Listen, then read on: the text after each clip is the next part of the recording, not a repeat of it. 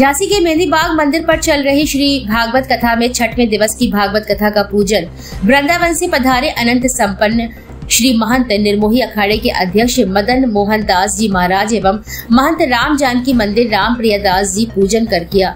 उसके बाद वृंदावन की कथा व्यास हरिवंश दास ने कहा कि भारतवर्ष क्यों कहा जाता है, क्योंकि यहाँ पर उत्सव लगातार मनाते रहते हैं। वाल्मीकि रामायण में हनुमान जी महाराज जब सीता जी की खोज करने गए तो उन्हें सिर्फ श्रवण भक्ति माता जानकी उन्होंने कभी देखा नहीं था कि लंका में प्रवेश करने के बाद एक छोटी सी सुंदर सी स्त्री हनुमान जी को दिखाई दी। हनुमान जी ने सोचा कहीं तो नहीं हमारी भगवती सीता।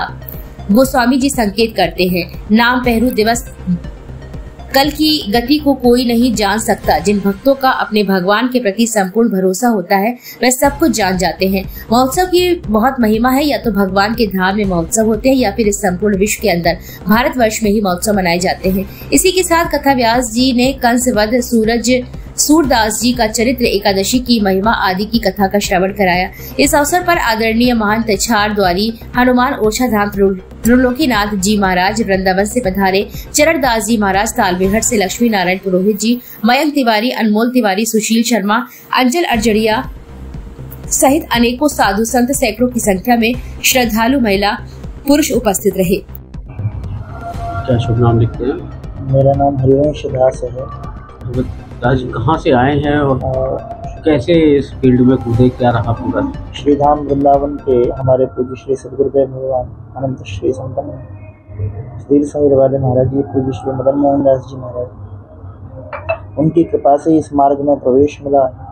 अन्य संतों की भी कृपा हुई। यहाँ मेहंदी बाग वाले महाराज जी हैं और रावतपुरा सरकार पूज्य श्री रविशंकर जी महाराज, अन्य समस्त महापुरुषों की कृपा हुई तो इस मार्ग में आगमन हो गया। और मेरा तो ये मानना है कि यह मार्ग सर्वोत्तम मार्ग है, क्योंकि जिसमें भगवान और भगवान के भक्तों का चरित्र, उनका चिंतन, उनका ही नाम इस जीव का आश्रय बन जाए, उस जीव का निश्चित ही उद्धार हो जाता है। अंतिम वह जन्म होता है उसका। पता नहीं और आश्रय ले पाते कि नहीं ले पाते, क्योंकि अन्य कई कार्य हो जाते हैं, व्यस्त हो जाता है जीव, लेकिन भगवान ने अपनी ही नौकरी में लगा लिया। ये तो मेरा बहुत सौभाग्य हो गया।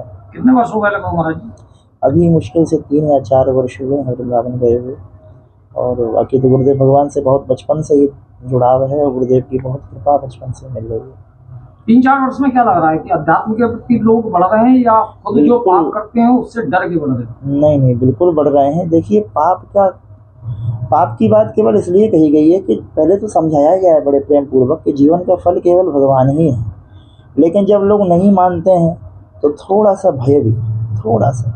और भगवान सुखदेव कहते हैं, कामम क्रोधम भयम स्नेहम ऐक्यम सौहृदमेव च। काम से अथवा क्रोध से अथवा भय से किसी भी प्रकार भगवान से जुड़ेगा उसका कल्याण ही होगा। बहुत लोग जुड़ रहे हैं। सनातन की खूब अलग अब जग रही है और निश्चित ही हिंदू राष्ट्र निश्चित ही बन जाएगा। बहुत ज़्यादा समय उसमें लगेगा नहीं। चलिए, लोग अगर बढ़ रहे हैं तो फिर क्या वजह है कि जितनी तेजी के साथ हम लोग जगह जगह श्रीमद् भागवत कथा का आयोजन देखते हैं, जगह जगह तमाम विद्वानों को कथा श्रवण कराते हुए सुनते हैं, इसके बाद भी समाज में वो चीजें घटने की बजाय बढ़ती चली जा रही है। क्या वजह? आप लोग समाज तक मैसेज नहीं पहुंचा पा रहे या समाज आपको ग्रहण करने के लिए तैयार नहीं है अपने स्वार्थ के लिए? देखिए, समाज जहाँ तक ग्रहण कर रहा है वहाँ तक उसका लाभ हो रहा है और समाज जिस अंश को त्याग रहा है उधर वो हानि को जा रहा है। जैसे कि हमारे संतजन गुरुजन समस्त कहते हैं कि गौ माता का आश्रय लें, गौ आधारित कृषि को करें। जो गौ आधारित कृषि को कर रहे हैं, देखिए आप, उनकी फसल बहुत अच्छी हो रही है। और गौ की जहाँ निंदा हो रही है, गौ का जहाँ उपहास हो रहा है, जहाँ तिरस्कार हो रहा है सनातन धर्म का, उधर अतिवृष्टि अनावृष्टि आदि कई बार ऐसे कारण हो जाते हैं कि हमारा अच्छी फसल भी नष्ट हो जाती है, पकी पकी। उसका कारण है कि हम अपने धर्म के से च्युत होते जा रहे हैं। ऐसा नहीं है, अगर धर्म की बढ़त नहीं होती तो विदेश से क्यों लोग इस भारत में आकर धर्म की ओर बढ़ने लगते?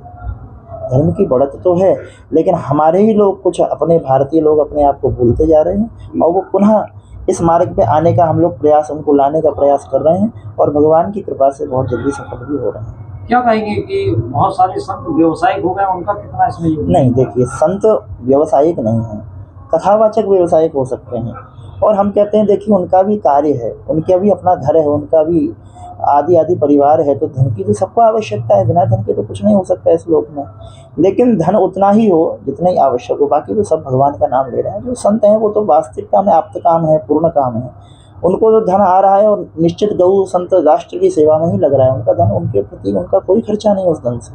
गुरु जी अभी तक कहाँ कहाँ कथाएं करी हैं और सबसे अच्छी कथा कहाँ की रही होगी? अभी इसके पहले रायपुर छत्तीसगढ़ में श्रीमद् भक्तमाल जी की कथा के माध्यम से सत्संग हुआ 5 दिवसीय, और इसके बाद श्रीमद् भागवत कथा ये है मेहंदीबाग में हो रही है प्रथम हमारी, और भगवान की खूब कृपा हो रही है। और अन्य जगह सत्संग भी होता रहता है, थोड़ा थोड़ा, एक दिन का, आधा दिन का, जैसा समय होता है। वैसे तो प्रायः समय अध्ययन में अथवा सेवा में ही जा रहा है अभी, और अध्ययन काल है, गुरुदेव की कृपा से खूब आनंद हो रहा है।